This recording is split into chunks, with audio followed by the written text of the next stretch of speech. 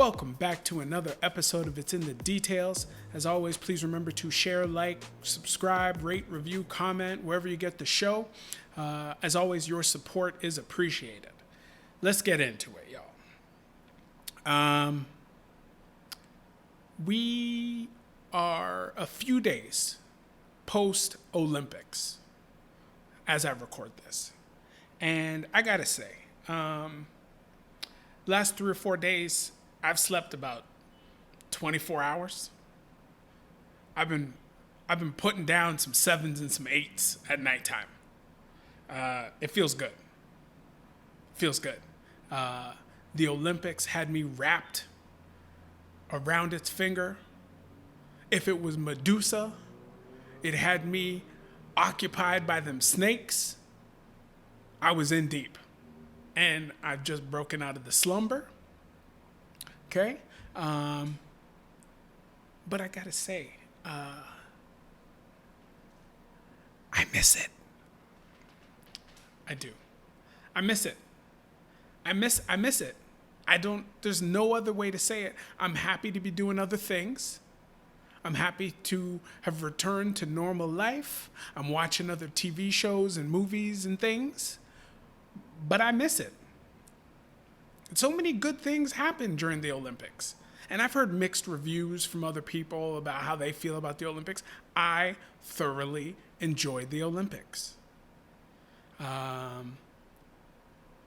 Canada won 24 medals. Okay? I think they finished 6th or 7th, something like that. The United States had 113. Hooray for them. But Canada won 24 medals. And 5 of them were won by men. Congrats to them. Some very good stories. Andre DeGrasse was greedy. He won a couple for himself. I think 3, actually. One with the team. Damian Warner. My man lives in London. I heard he has some Bajan heritage. Represent. But he killed the decathlon. Crushed it. That was great fun to watch. And then a couple other guys won some medals. And I'm sure we sent more than 4 or 5 guys to the Olympics. Oh, Mohamed, shout out, 5,000 meters. But, man, 5? 5 out of 24. I'm just surprised. Like, when CBC was interviewing our Olympians after they either won a medal or did not win a medal, they were talking about how Canada was proud of you because these people are all the way on the other side of the planet. They don't have any friends or families there, just their coaches, and they need to hear their support. So they need to know, as usual, that the country is proud of them. The people that are watching the games are proud of them. And I legitimately felt proud of all of them, whether they won a medal or not, especially the track stars who were out there competing in obnoxious temperatures and heat and humidity. Ridiculous. Proud of all of them. But 5? 5 medals for the men? There's no hate. I'm proud. I'm happy you were all Olympians. I'm glad you guys all got there. 5? I'm not really shouting out the ladies because they got all the respect during the telecast, and I'm happy for them too. Penny Oleksiak and her whole swim team put it down in the pool. The canoes and the kayaks, the rowers, they put it down on that little strip of water that they had. The soccer team, I have been supporting that Canadian women's soccer team for probably 12, 15 years now. Okay? They got good, a few Olympics or World Cups back, and I was on board. And then the Olympics showed up, and I did not care. And then I found out they were in the semifinals. The nerve. I've been supporting you for so many years, and I look away for a second, and you go and win a gold medal. Congratulations. But you could have given me a heads up that the program the program was ready to win a gold medal. You could have let me know.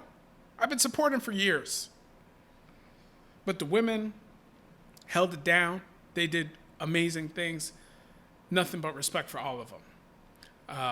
Everybody, proud of you, Canadian Olympians.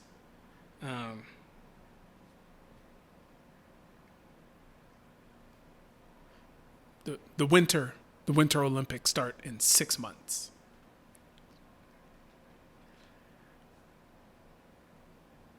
I don't really love the Winter Olympics like I love the Summer Olympics,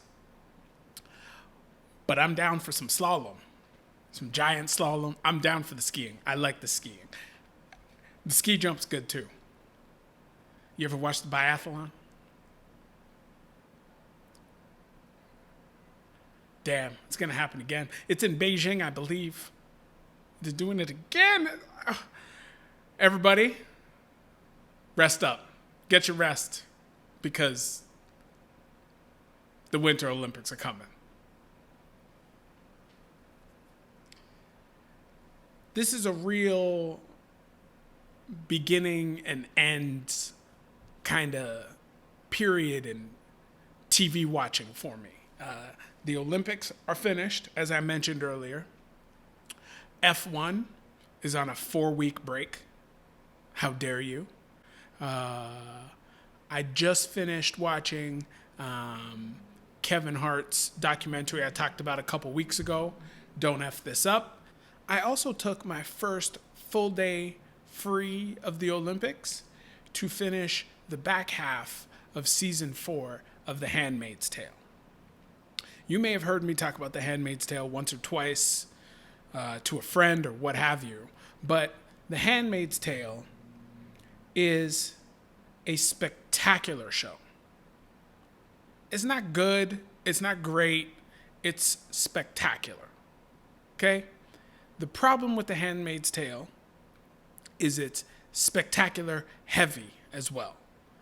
Every single time until I binged the back half of The Handmaid's Tale, I'd watch an episode and I'd need a break.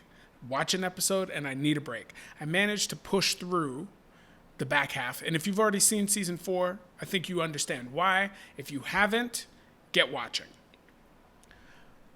But the show is shot so beautifully. The characters feel so real. The script is so good. The acting's so good. The choices are so good. June Osborne, the lead character, her husband, really, the first 3 seasons, I could take him or leave him. No disrespect, I could take him or leave him. Okay? But the back half of season 4, I'm here for it. He held it down in the back half of season 4. I can't relate, really, to anything going on the show, but I feel him in the show. I feel like I get where he's coming from based on watching his character and the story develop.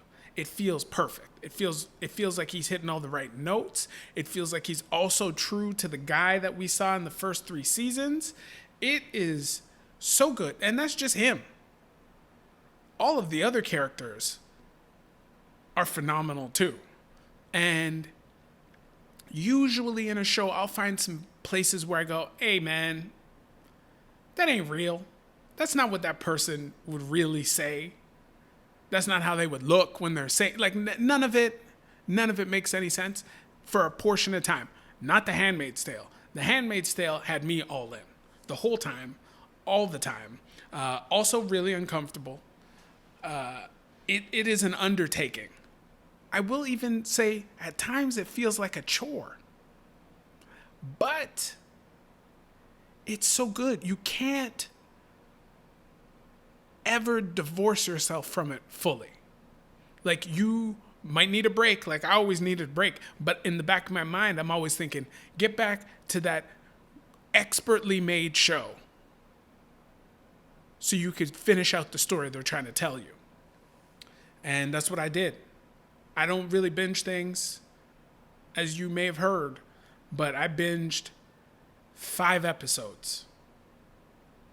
Back to back to back to back to back. Got that show done.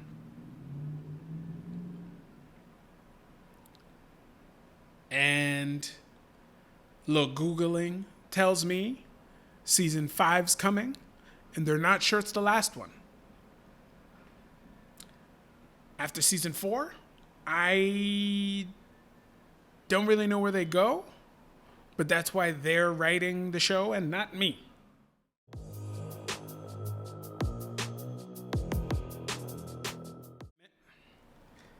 I mentioned this little period of time is about kind of endings and beginnings for me, right? I began the 2nd season of Ted Lasso. Ted Lasso is a great show.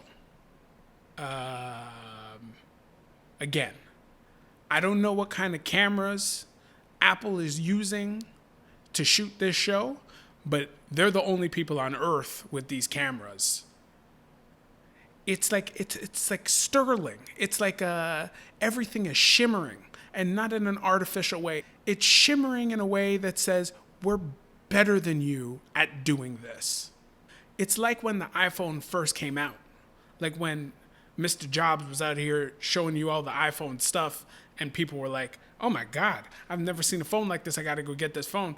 That's what they're doing with this show. And I haven't watched enough Apple TV shows to know if all of their shows look like this, but the one Apple TV show I've watched looks so much better than all of the other shows I've seen.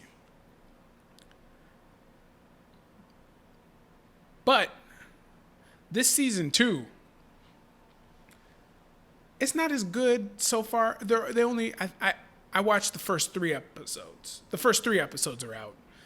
That's a boo-boo by me, first of all. I don't like, if something's streaming, let it stream. Okay? Put them all out. Let me watch them however many I want to watch. Right?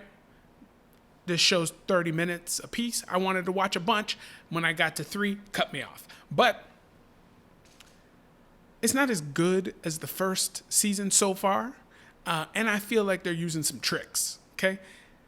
They got kids all over this show now. Kids. There's a little 10 or 12-year-old girl in the show. And they got a bunch of little 9-year-olds. Like they say they're 9. Soccer team. A girls' soccer team. And they're trying to trick me into liking this show even more. Because these kids are damn cute. All of them. The 9-year-olds are cute. They got little English accents, which always helps. The 10 or 12-year-old is sassy. She's a little sassy 10 or 12-year-old, and you can't help but love her. She's great.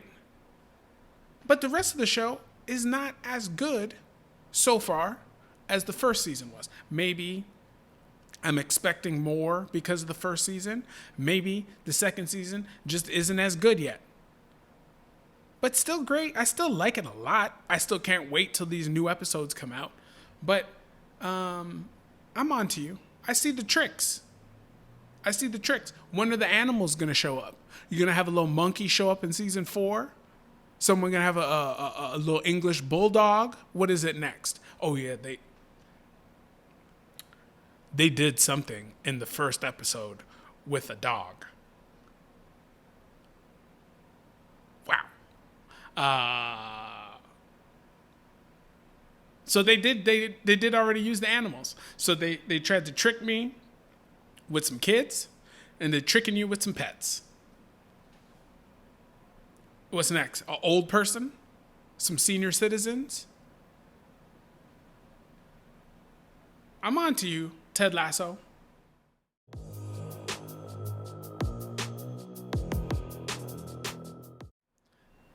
The next beginning for me is Naomi Osaka's documentary. I love it. You know I love my tennis players. You know I like Naomi Osaka a lot. If you like Naomi Osaka, you're going to love this. And I'm actually surprised you haven't already seen it. I think it's been out for a few weeks, but maybe you were all wrapped up in the Olympics like I was. But like I said, if you like Naomi Osaka, you're going to like this documentary. A couple things I found interesting. This was, I believe, produced by LeBron and Maverick Carter's company, Uninterrupted. I haven't watched anything they've done yet, so maybe they do this with a lot of things. Or maybe it's a product of who Naomi Osaka is. But one of my favorite pieces of this documentary is all of the behind-the-scenes footage that has nothing to do with developing anything we know about Naomi Osaka, right? They've got all sorts of footage from practice at the US Open or the Australian Open or just regular practice, running around a track. They got footage of people in the stands, not fans, but people that work in these stadiums. They got footage of lines people, empty stadiums, concessions, like all sorts of stuff that you would never be able to see unless you were on the grounds when no fans are supposed to be on the grounds. I love that stuff. I love it. Didn't teach me anything about Naomi Osaka, but I enjoyed it a bunch. The reason I say that might make sense, given who the documentary is about, is because Naomi Osaka isn't really the kind of person that likes to be out here on camera answering questions and doing that stuff. So maybe it helped fill out some of the time in the documentary. I don't know. I enjoyed it either way. But I'm telling you, and I feel like sometimes I have a good read on stuff like this. She looks like she would be the most fun to hang out with. The most fun. Like, she looks like she's hilarious. She talks about how she's really blunt, but she's not doing it on purpose. Those people crack me up all the time. It's the kind of celebrity where you're like, I know hanging out with that celebrity would be a good time. Like if you were one of her friends, not like some stranger off the street and all of a sudden you're trying to hang out with Naomi, but like if you're one of her friends, they're having the best time hanging out with her. And you know it. It's not like, I don't know, if you took like Leonardo DiCaprio, right? Like, I'm sure it's fine hanging out with Leo, right? He's a superstar. He's super rich. He'd probably be doing all sorts of cool things. But I don't know that he'd be that much fun. You know, like your sides hurt all the time from laughing, or he's saying some cool stuff all the time. Leo is trying to get you to fix the planet, right? Leo is 50, 55, however old Leo is. There's some 20-something-year-old women hanging around, which cool if that's your thing, right? And he's like, hey, how about we go plant some trees? I mean, Leo, you got 7 yachts. Can we go to Monaco or something? Huh? How about we go to Bahamas? Let's just get in the yacht and go someplace. Leo's like, nah. Greenpeace wants me for a meeting. That's not what happened when you're hanging out with Naomi Osaka. Naomi Osaka's taking you out for some delicious food. She's going to be talking about some girls on the tour. She's going to be telling you some stuff. She's going to be putting you on to Corday's new music. It's going to be a good time hanging out with Naomi Osaka. A great time. Her sister looks fun too. Parents, a little reserved. Fine. They've seen some stuff. But she looks like she's fun. She's a fun hang. I wish they showed us some more of that. Now for the actual Naomi Osaka stuff. Great. I liked it all. I do have some questions. I am not a parent, and I wouldn't think about parenting anybody else's children. Okay? But I got some questions. If you've got a little prodigy on your hands, okay? a little tennis prodigy, a basketball prodigy, hockey, whatever it is, piano, whatever it is, you know it's likely at some point, if they stick with this, they're going to become a star. How big a star? Who knows, right? But as soon as you realize you got a prodigy on your hands, you got to be thinking things like, I am now in a race with mental health issues. I'm in a race. The child is careening towards stardom, and typically, the younger you are when you reach stardom, the quicker you run into real big mental health issues, right? And you, as a parent, have got to be scratching and clawing to make sure this child is as prepared as possible to handle whatever may come. And I know you can't fully prepare for the level of stardom a superstar like Naomi Osaka is going to have to deal with.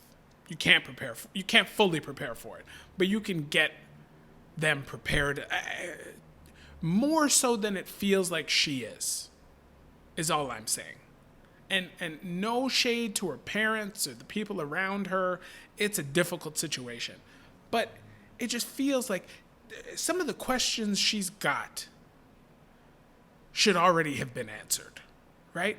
Like, she's a multiple-time major champion, and she's asking her parents whether or not she's far enough along in her career by her age. Is it acceptable? Should she be further along? Is she further ahead than you'd think? Those are questions she should have had answered long before this. Like, we think you're going to be a star. We think you're going to be great. You might win some majors. You might not win some majors. Whatever it is, we're proud of you. You know what I mean? Like, you're out here chasing down your dreams. You knocked some of them off already. Doesn't matter how old you are. We're proud of you. We're going to be proud of you. You know? Like, am I out of bounds here? I just feel like that stuff should be covered. Furthermore, Naomi Osaka is part Haitian, part Japanese. Being a mixed race child who does nothing. You're a mixed race child and you work at McDonald's. That's already got to be difficult, okay? And you're not even representing anybody. You are nobody's role model. You just flipping burgers at McDonald's. You just making some money to go to school, spend some money on your boyfriend or your girlfriend or whatever. That's what you're doing, right? And the pressures of identifying a specific way has already got to be difficult. Now, you are the first Japanese woman to be number one in the world. And you're also black.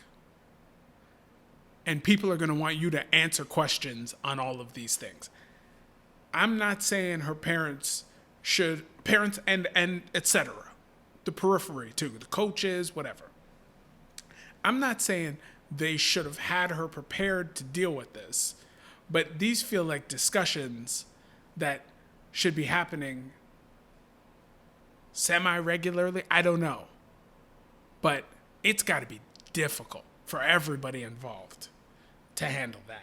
Because you got little Japanese boys and girls looking up to you. You got black and Haitian boys and girls looking up to you. And you have to worry about if you're speaking Japanese enough. Are you representing the black folks properly during these social justice movements?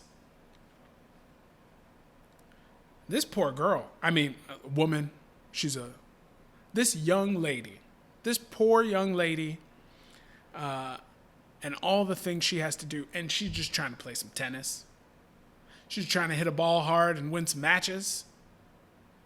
Also a fashion designer. I don't know if you know, but check her out. Her fashion, it's not for me. I'm a little old for her fashion, but it's cool. I'd like some shoes. She's got some nice sneakers. But the Naomi Osaka documentary has a lot of interesting things in it. I think you'll like it whether or not you like sports. It is a very real human interest story, I think. I think they did a great job. And it's not all sports. So get into it. Once again, thank you very much for joining me on It's in the Details. As always, please remember to share, like, subscribe, rate, review, comment, wherever you get the show. See you in a week, y'all. Take care. Peace.